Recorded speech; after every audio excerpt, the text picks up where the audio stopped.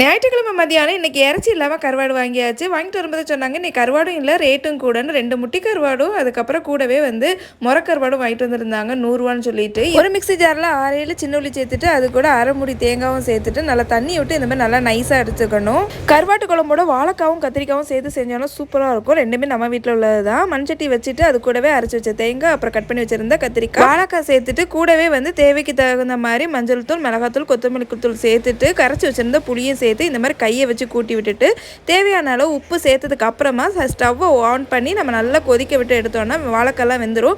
முதலே நம்ம கருவாடை போட்டோம் அப்படின்னா வாழைக்காய் வேகிறப்பவே கரைஞ்சு போயிருங்கிறதுனால தான் வாழைக்காய் வெந்ததுக்கு அப்புறமா கருவாடு சேர்க்கணும். கருவாடு சேர்த்ததுக்கப்புறம் ஸ்பூன் போடாமல் இந்த மாதிரி நல்லா அலசி விட்டுட்டு நல்லா கொதிக்க விட்டு கருவேப்பிலை சேர்த்துக்கலாம். கடைசியாக கொஞ்சமாக தேங்காய் எண்ணெயில் கடுகு சின்ன உள்ளி அதுக்கப்புறமா வெந்தயம் எல்லாத்தையும் சேர்த்து தாளித்து கொட்டணும் அப்படின்னா சூப்பரான கருவாடு குழம்பு சூப்பராக ரெடி ஆயிரும். செம்ம டேஸ்ட்டாக இருக்கும். கண்டிப்பாக ட்ரை பண்ணி பார்த்துட்டு எப்படி இருக்குன்னு கமெண்ட் சொல்லுங்கள். பாய்.